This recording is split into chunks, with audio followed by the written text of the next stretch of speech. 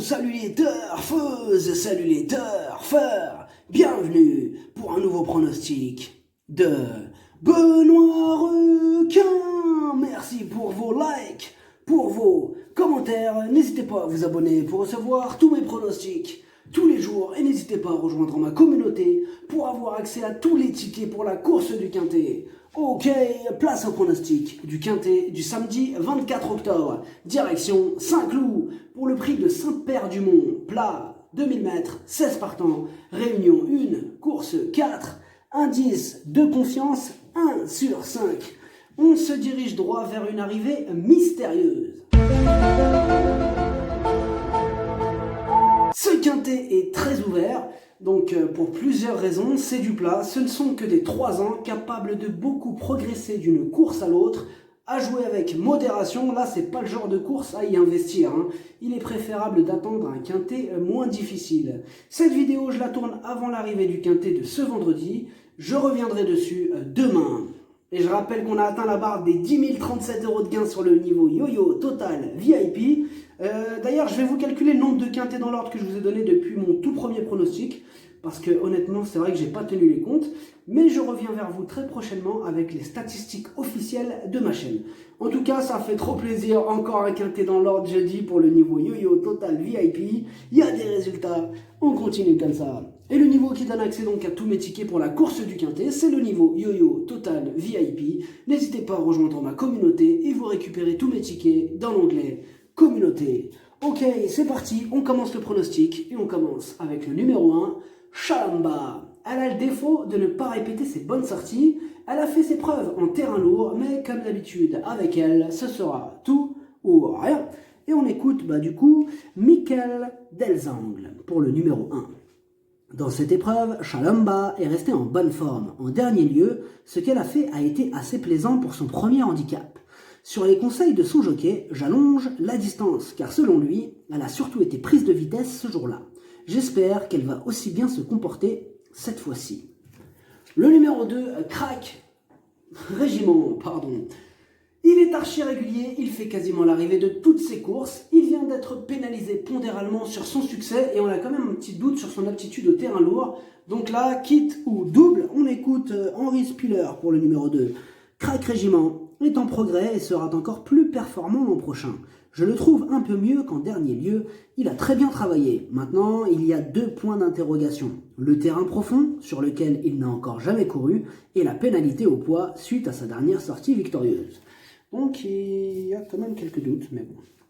Le numéro 3, Perle d'Ivoire. Sa marge commence à se réduire. Elle passe un test sur la distance, mais elle sera associée à Pierre-Charles Boudot. Encore une possibilité. Et on écoute Francis-Henri à Graffard. Perle d'Ivoire est restée bien. Après sa dernière sortie, j'avais pour idée de la rallonger. Comme je n'avais pas beaucoup d'options, je l'ai dirigée vers cette épreuve.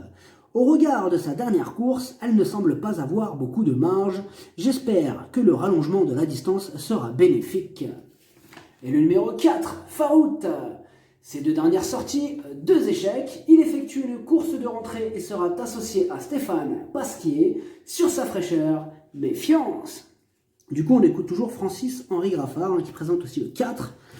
Farout a repris un peu de fraîcheur depuis sa dernière sortie où il avait tracé une bonne fin de course. Depuis sa victoire, sa marge est réduite. Je le crois capable de bien se comporter, au moins pour les places. Maintenant, concernant son aptitude aux pistes assouplies, je suis un peu dans l'inconnu. Le numéro 5, Have Dancer. Il vient de renouer avec les bonnes performances.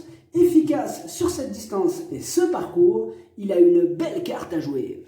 On écoute Marianne Falk Weissmeyer. Have Dancer a très bien couru en dernier lieu sur une piste pénible. Ici, c'est la même distance et le même hippodrome. Il a besoin d'un terrain profond pour donner sa pleine mesure. Si tel est le cas, je suis confiant pour une bonne performance. Le numéro 6, Wood City. Ses 2 dernières sorties sont excellentes. Dans l'ensemble, il est très régulier. C'est oui. On écoute Marc Pambonnet. Wood City est rarement décevant. Dernièrement, il a prouvé sa compétitivité à ce niveau et son aptitude aux pistes lourdes. Il était donc logique de suivre le programme des gros handicaps.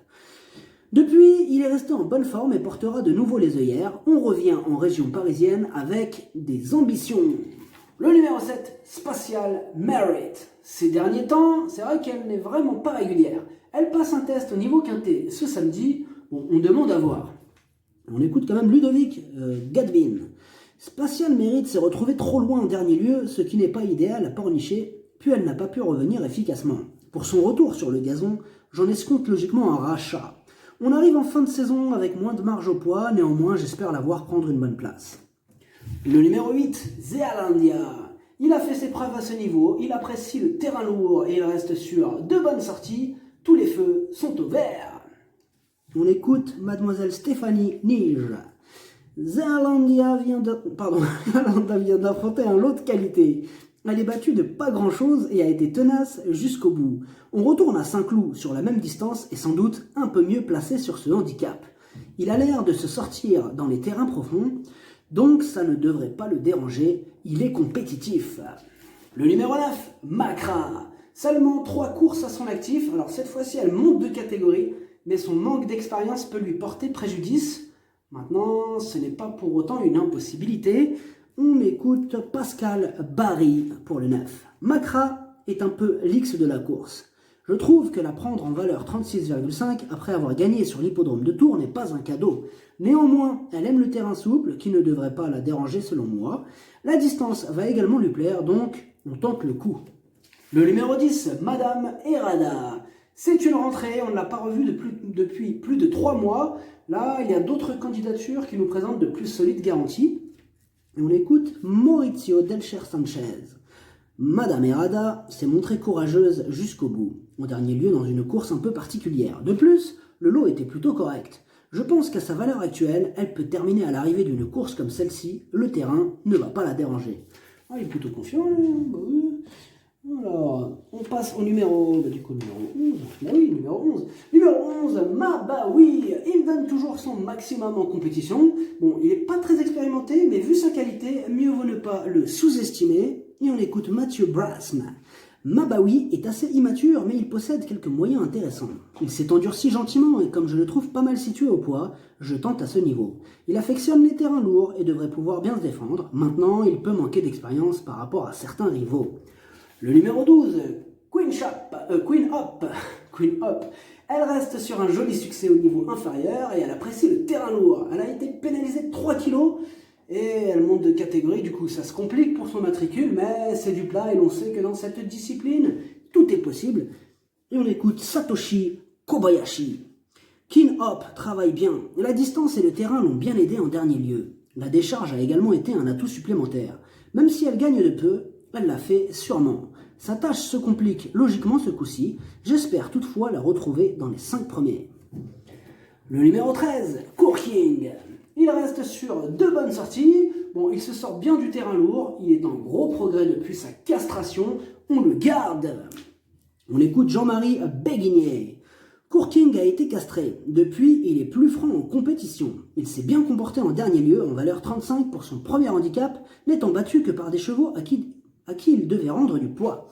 Sur des pistes profondes, cela a forcément une incidence. J'en attends un bon comportement. Le numéro 14, Chrysalsa. Il a le défaut de ne pas toujours répéter ses bonnes sorties. Là, s'il montre son vrai visage, il peut largement terminer dans la bonne combinaison. On écoute Alain Bonin. Chrysalsa a prouvé à plusieurs reprises qu'il pouvait faire l'arrivée de ces courses-là. Le terrain pénible devrait lui convenir. Il est resté bien, maintenant c'est un lot qui tient la route. On y croit tout de même, au moins pour prendre une allocation. Le numéro 15, Boy Davier. Il est dans une forme olympique. Il fait l'arrivée de toutes ses courses. Il monte de catégorie et il passe un test à ce niveau, mais c'est quand même un possible trouble fait. Et on écoute Paul de Chevigny. Boy Davier progresse gentiment. Je n'attendais pas de si bonnes prestations en début d'année. Sa récente sortie est très intéressante. Il semble être pris à son poids et devrait apprécier le terrain. Il va être monté sagement et plutôt à envisager pour une place.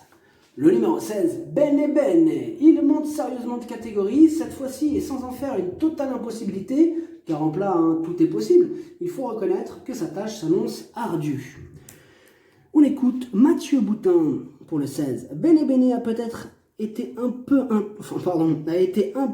un ton en dessous la dernière fois. Malgré tout, il a montré qu'il était en forme en cette fin d'année et est pris à sa juste valeur. Mais là, sa tâche n'est plus la même car il monte de catégorie.